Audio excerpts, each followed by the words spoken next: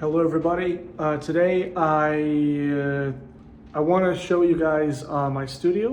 We have a studio here in China. I want to show you guys around and show you our setup and the equipment we use to do virtual production. So let's go. So here we have the entrance. This is our studio. We mainly do virtual production with metahumans and real people inside an Unreal environment. And this is what it looks like. So the studio is divided into two parts. This is the main shooting area. I will show you around later.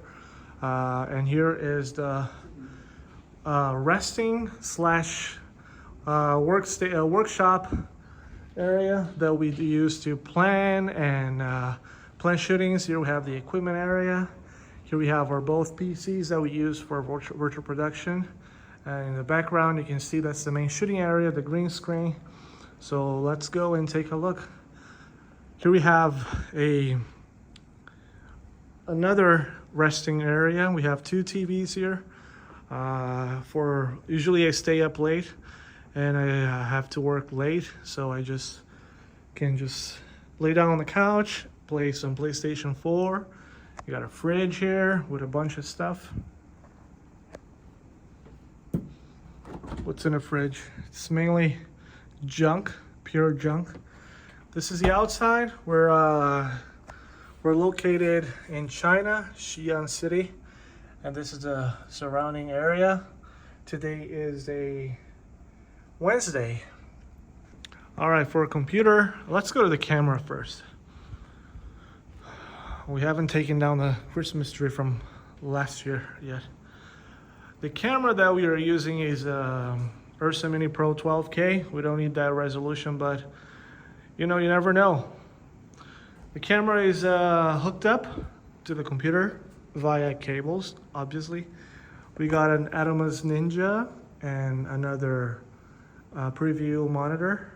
We don't use this one as much, but we use this one quite a lot. So when we're shooting, we're basically, here we see the green screen and the talent, and here we see the end result. Here we see the end result, which is coming back from Unreal, the composited part of the video. Yeah, it's running through SDI here to the computer. This is the camera setup.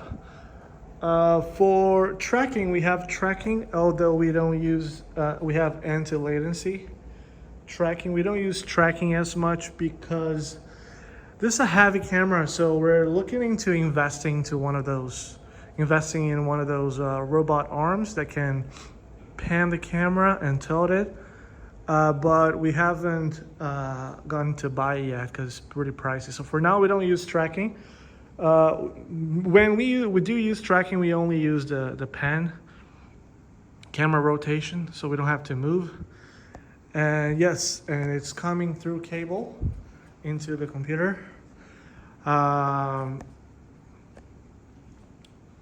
This is Jennifer. Hi, Jennifer. This is our main talent. When we're shooting, before we shoot anything, we don't want to have the talent to have to just stand here while we're tweaking light and everything. So we just put Jennifer here. And usually we just, put down her hair, because when we are keying, we need to pay attention to the hair. So having this hair makes it better for us to monitor. Lights, we got this setup. We used to use like aperture standing lights, but it was limiting the moving space. So now we're using stationary lights. You can see the ceiling is not very high, but for our purposes, it works really well. So yeah, a little bit more of the outside. Is a pretty cool place. I like it here. We've been here for a couple of years now. So yeah, the TV here, we don't use it to watch anything, though you can see a lot of ads in there. Yes, the camera operator can see the final composite from Unreal Engine here, but we also want to have the talent see what they look like on a TV. We have a light blocking it, but that's because we install these lights after we install the TV. We're gonna move the TV over here so they can see it better. And now let's move on to the computer, baby. Computer wise, we have a workstation with a Threadripper CPU. I don't know the model, I can't recall it now, but we also have a 4090, and we have an 8K Pro Decklink card that has 4 inputs. And you guys, for those of you who do lives, virtual production, you know, I won't explain what in detail, but that's just a capture card running a lot of cables. You know, I try my best to do cable management. I've done quite a lot, but still, every time we add something new, we have to just rearrange everything. We have another computer here with the same specs. It looks smaller, but the specs are basically the same. Let's go to the other side.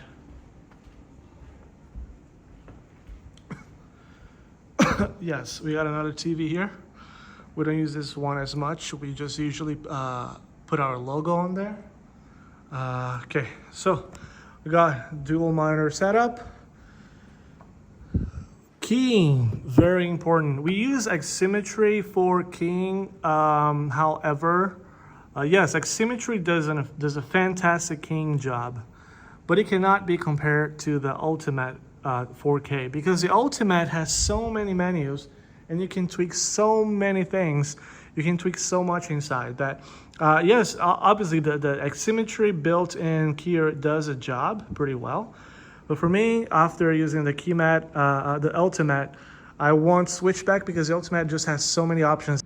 For people who just recently purchased the Ultimat, you might be a little intimidated because the menu is just ridiculous. There's just so many menus and sub-menus that sometimes it can just kind of discourage you from using it. I got discouraged when we first purchased this thing. I got pretty discouraged because of the menus. I just couldn't figure out how to use it very well because there's just too many sub-menus. But after you spend some time with it, you will find that they're there for a reason.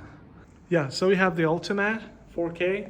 It's expensive, but I don't know, man. Virtual production, it has to look good, or I don't know. The audio setup we have, we just use a Rodecaster Pro 2. It's a very powerful software.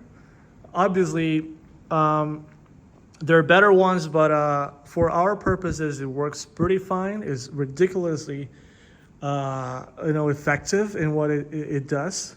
Here we have the control board for the lights. And then here we have a second computer. And yeah, this is a shooting area. Let's move on to the back right here. Right here we have a little kitchen. We cook a lot here because this place, it's kind of far from downtown. So when we want to get food, we have to, food delivery takes a while, maybe 30 to 40 minutes, and we can't wait that long. Shooting days are hectic. And so we have a little kitchen here. We have oven, coffee, and snacks, and yes, a bunch of stuff. Here is equipment, man, because when you've been doing like virtual production or even like normal shooting, you tend to buy a lot of stuff that you'll end up upgrading, and when you upgrade them, the older ones you just never use anymore. So we have a bunch of lights. We have a bunch of lights in here.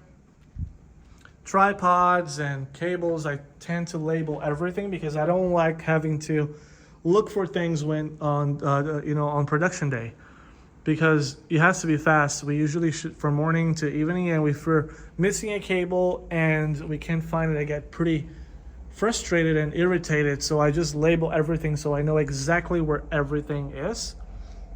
I'm a hookah addict. I'm always smoking hookah. I don't smoke cigarettes, but I smoke hookah all the time. I can't work without hookah. Here are a bunch of, stuff to fix. Battery charging. And here is the start of the show. We use this every single shoot. This is a mocap, the Perception Neuron Pro 3. We've been using this for about 2 years now.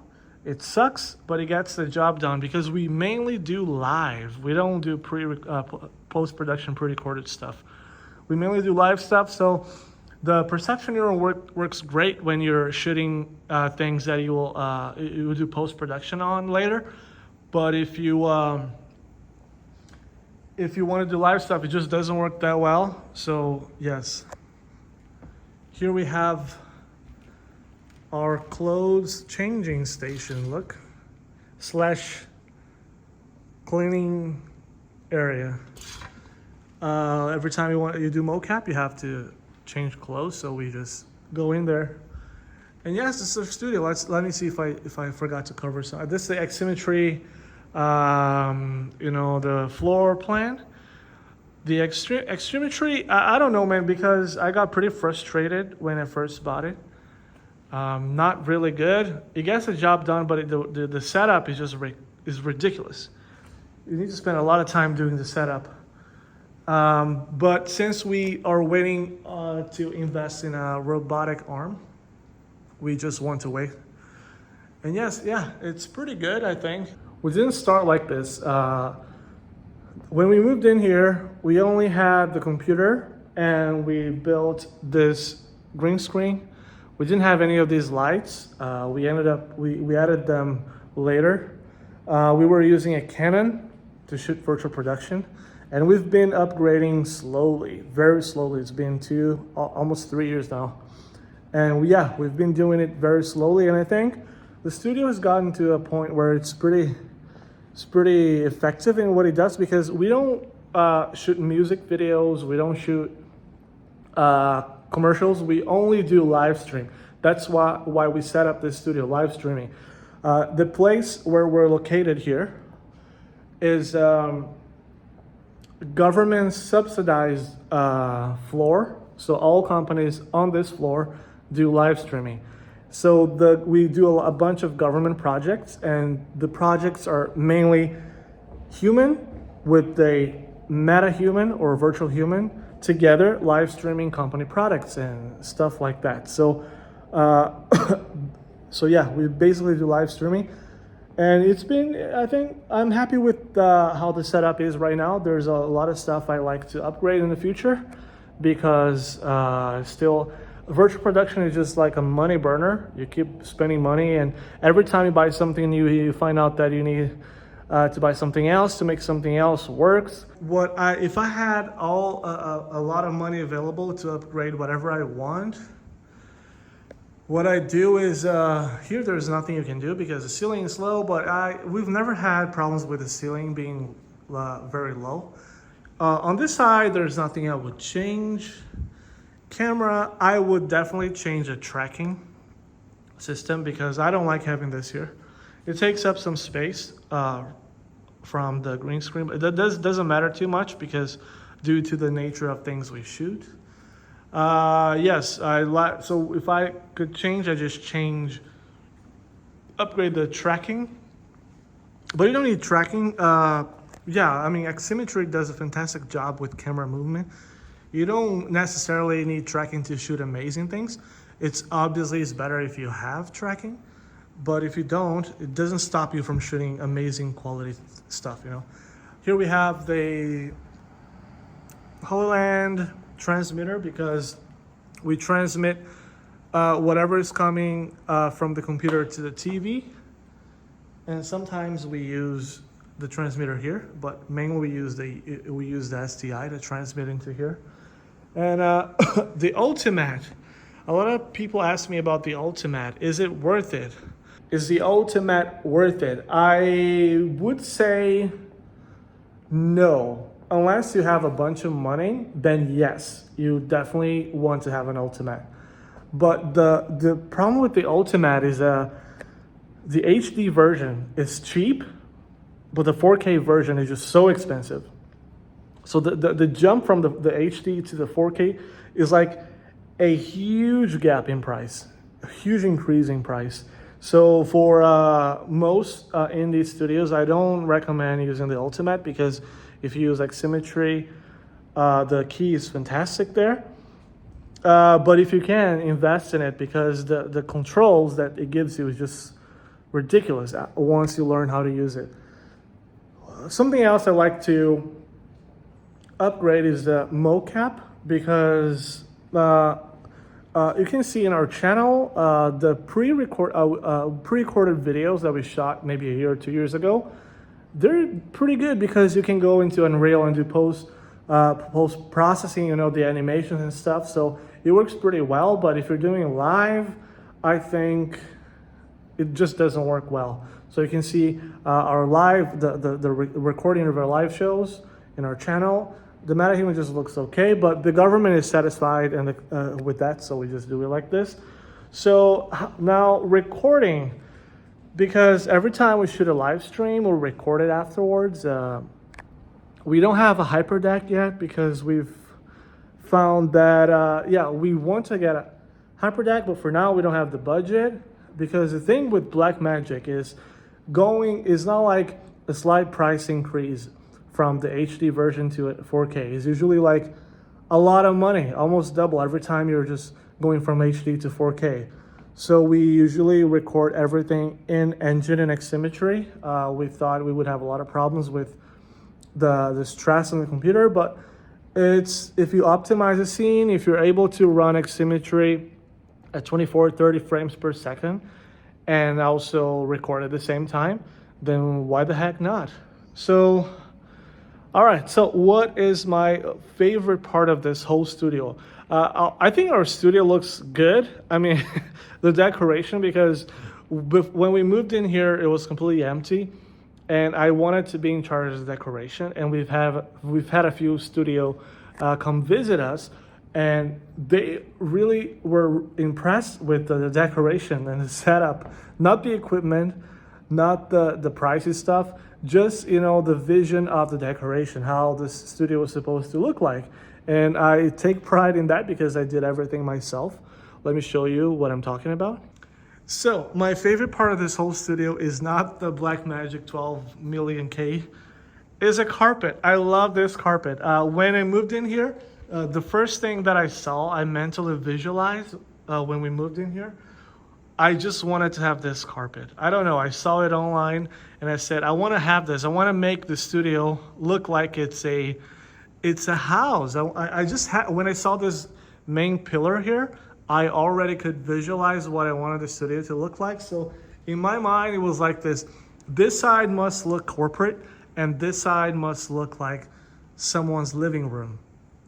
And I don't know, maybe you just disagree with me, but I think we nailed it. I love it here.